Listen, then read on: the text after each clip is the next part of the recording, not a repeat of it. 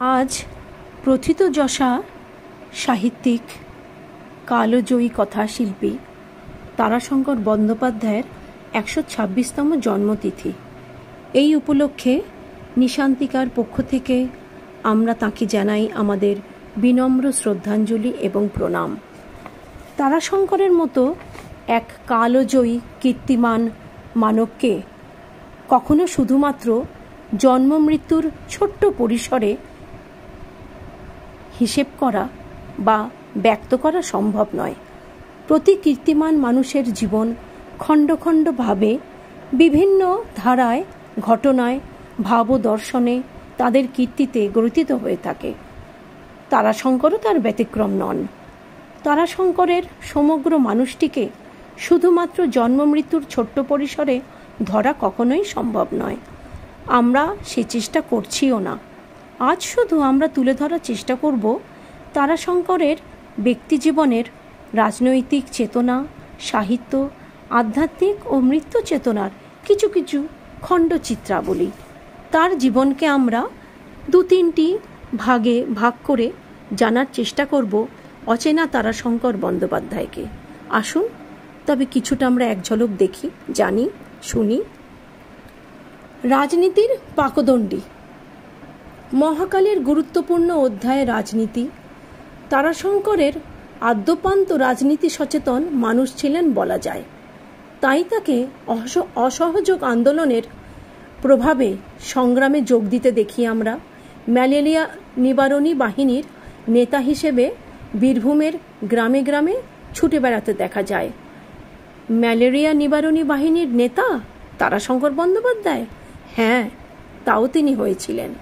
কিন্তু এই রাজনীতির সূত্রে এসেছে তার জীবনে বারংবার বিপর্যয়ও।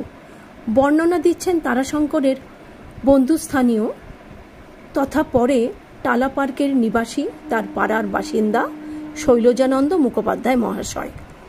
উনি জানাচ্ছেন, সিউড়ির মহকুমা শাসক তখন মণি সেন, তারাশঙ্করের বিশেষ ঘনিষ্ঠ তিনি।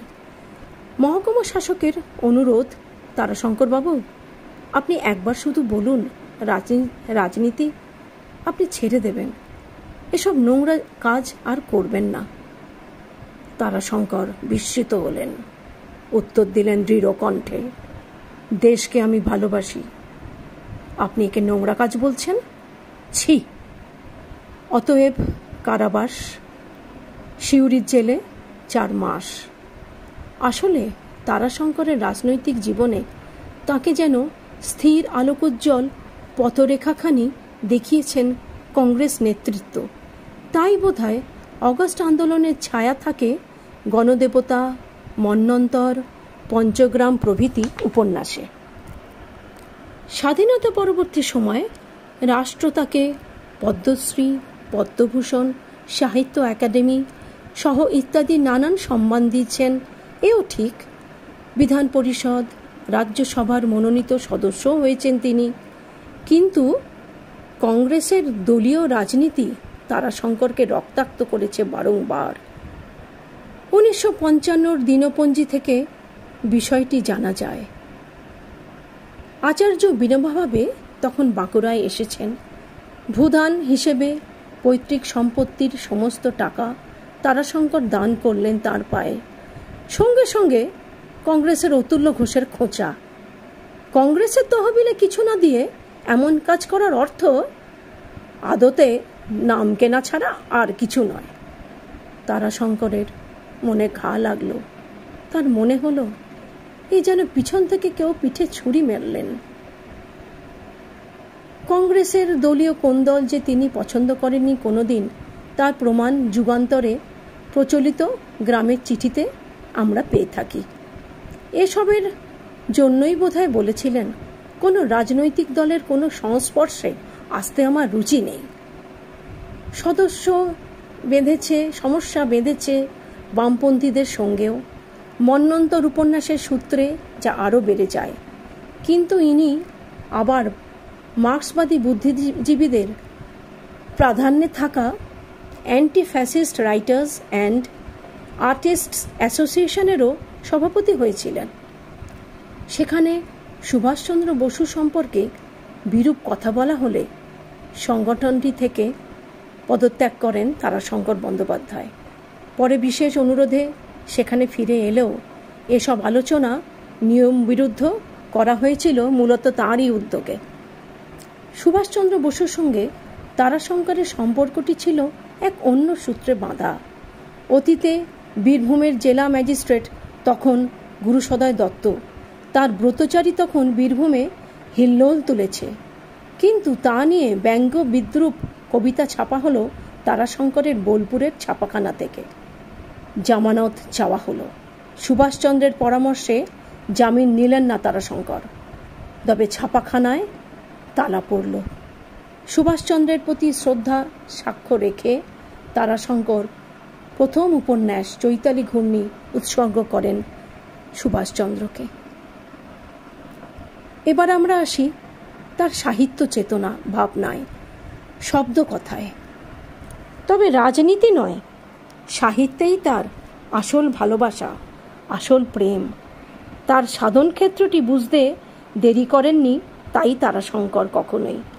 প্রথম জীবনে অল্প বিস্তর কবিতা, নাটক ইত্যাদি লিখেছেন, কিন্তু তার মূল ক্ষেত্র কথা সাহিত্য। নিজেই বলেন, আমি আসলে ঔপন্যাসিক। গণদেবতা, পঞ্চগ্রাম নিয়ে আমি উপন্যাস লেখার পূর্ণতৃপ্তি পেয়েছি। তবে লেখক জীবনের প্রথম পর্ব জুড়ে ছিল শুধু অবহেলা আর অবজ্ঞা আর অসম্মান। চৈতালি ঘূর্ণি বাজারে ভালো কাটেনি। দপ্তরে এসে টাকা চাইলেন, জানালেন গুদামে রাখার জায়গা নেই বইগুলি, হয়নি বহু বিক্রিও, নিতে হলে পুরনো কাগজের দরে বিক্রি করে নিতে হবে। কিন্তু তারা রাজি হলেন না। সেই সময় সাহায্যে এগিয়ে এলেন তাকে সজনীকান্ত দাস। পরেও অবিকৃত বই নিয়ে গল্প শুনিয়েছেন বীরেন্দ্রকৃষ্ণ ভদ্র তারাশঙ্করের ব্যাপারে। বীরেন্দ্রকৃষ্ণ বই চাইতেই তারাশঙ্কর অবিকৃত ও স্তূপীকৃত বইয়ের মধ্যে থেকে কবি উপন্যাসখানি বার করলেন। বীরেন্দ্রকৃষ্ণ মজা করে বলেছিলেন, কি ভাই, যে মাল বাজারে কাটছে না সেইটাকেই আমার হাতে গছিয়ে দিলে। পরে পড়তে গিয়ে বুঝলেন, এ কি আশ্চর্য, কি অপূর্ব সে সৃষ্টি। বললেন, এদেশের দুর্ভাগ্য যে অমন বইয়ের এখনো প্রথম সংস্করণ ঘটেনি। সঙ্গে সঙ্গে তারাশঙ্কর তাকে দিলেন রাইকমল। বীরেন্দ্রকৃষ্ণের উপলব্ধি, তোমার সব বই যদি সাহিত্য থেকে মুছেও যায় তাহলেও জানবে কবি ও রাইকমল পৃথিবীর শ্রেষ্ঠ সাহিত্যের মধ্যেও অমর। এ হেন বিশ্ব সাহিত্যের শ্রেষ্ঠ এক লেখকের অর্থাভাবের প্রসঙ্গ রয়েছে লেখকের নিজের কথাতেই। তখন ম্যালেরিয়া এক ভয়াবহ রোগ বাংলায়। জ্বরে অজ্ঞান হয়ে গেছে মেয়ে গঙ্গা। প্রথম দিন ডাক্তারের টাকা মিটিয়েছেন শিল্পী যামিনী রায়। পরের দিন প্রবাসীর অফিসে পাওনা ৭৫ টাকা আনতে গেলেন তারাশঙ্কর। তাকে জানানো হলো ৭ দিন পরে আসবেন। ফুটপাতে দাঁড়িয়ে অভুক্ত তারাশঙ্কর, চোখ ফেটে জল এলো। পকেটে অবশিষ্ট আনা ৩ পয়সা দিয়ে এক মুঠো মুড়ি আর ছোলা কিনলেন।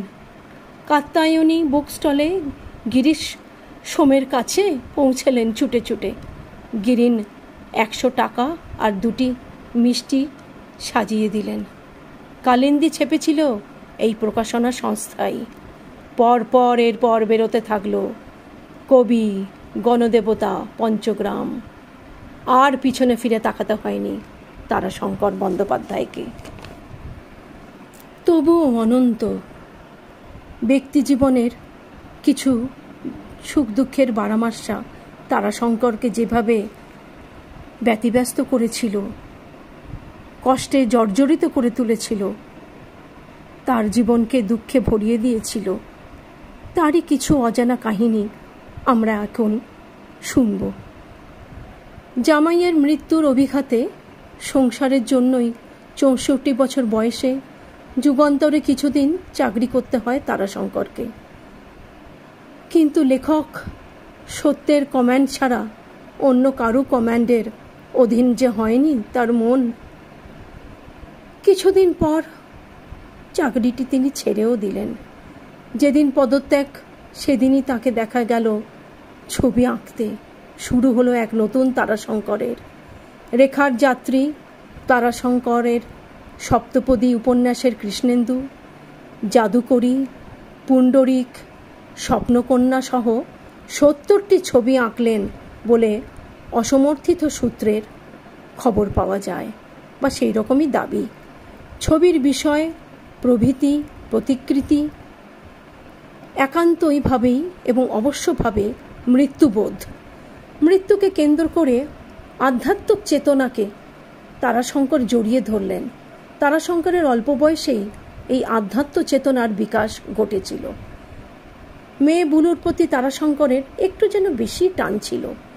বুলুকে এক আত্মীয়া কালো বলে খুব অপমান করলেন একদিন। অপমানিত ছোট্ট বুলু তারাশঙ্করের কোলে আশ্রয় নিয়ে কান্নাকাটি করতে লাগলো। দৃশ্যটি ছেলে শরীরের স্মৃতিতে রয়ে গেছে খুব সুন্দরভাবে।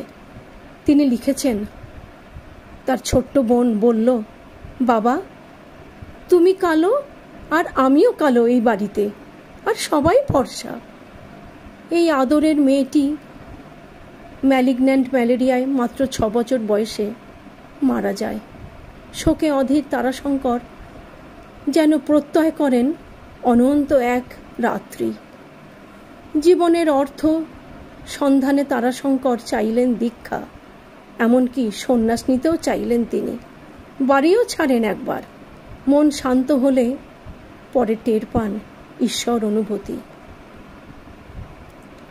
এই অনুভূতি তাকে সহ্য করার অসীম ক্ষমতা দিয়েছিল।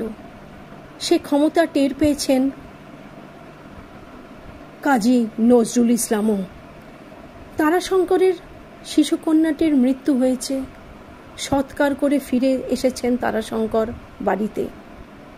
এসে জানলেন আসছেন কাজী নজরুল ইসলাম এবং তার সঙ্গে আরও 2 জন। বাড়িতে তারাশঙ্কর বলে দিলেন কন্যার মৃত্যুর কথা যেন কেউ না জানায় তাদের। নজরুল এলেন, হইচই হলো। ফেরার সময় নজরুল জানতে পারলেন কন্যা বিয়োগের কথা। ট্রেনে উঠে বিদ্রোহী কবি বললেন, ভারতবর্ষের একজন খাঁটি মানুষকে দেখে গেলাম। ভারতবর্ষকে প্রণাম জানাই তোমার কাছে। এই ভারতভূমির মৃত্যু আধ্যাত্ম চেতনায় বারবার ফিরে আসে তারাশঙ্করের জীবনে, সাহিত্যে, লেখনীতে, কাটুম কুটুমে এবং তার চিত্রাঙ্কনে। গণদেবতায় গীতার নিষ্কাম কর্মযোগ, মঞ্জরি অপেরায় সন্ধ্যামণি, সর্বনাশী এলোকেশী বা সনাতনে বারবার আমরা এর প্রতিচ্ছবি দেখতে পাই। হয়তো নিজের মৃত্যুও টের পান লেখক নিজে। 1968 দিনপঞ্জিতে তিনি বড় বেদনাদায়কভাবে, মর্মস্পর্শীভাবে লিখেছেন, বড় বউ আমাকে ধরে রাখো তুমি। 14 সেপ্টেম্বর 1971 মৃত্যু। চলে গেলেন তারাশঙ্কর 14 সেপ্টেম্বর 1971। কিন্তু জন্মদিনের আগে মৃত্যুর প্রসঙ্গ তোলা কি ঠিক? আজ তার জন্মদিন। বরং ফেরা ওর টালা পার্কের বাড়িতে যাওয়া যাক। সেখানে তখন কি? সেদিন সেখানে জন্মদিনে অন্দরমহল থেকে পর্দা দিয়ে দরজা ঢেকে আলাদা করা হয়েছে বাইরের ঘর। 8ই শ্রাবণ তারাশঙ্কর বন্দ্যোপাধ্যায়ের জন্মদিন। ঘর ভর্তি সাজানো ফুলে ফুলে, গুণমুগ্ধদের ভিড়। আর তারাশঙ্কর হয়তো চা মিষ্টি সঙ্গে আপ্যায়ন করতে করতে বলছেন, বিধাতার আশীর্বাদ আকাশের পুষ্পবৃষ্টির মতো বর্ষিত হয়েছে আমার ওপরে। আঘাত পেয়েছি, তা প্রসন্ন চিত্তে আশীর্বাদের তুলনায় নগণ্য। পৃথিবীকে ভালোবাসি। আমাদের সকলের দায়িত্ব এই ভালোবাসাটির যত্ন নেওয়া। নমস্কার, ধন্যবাদ সকলকে।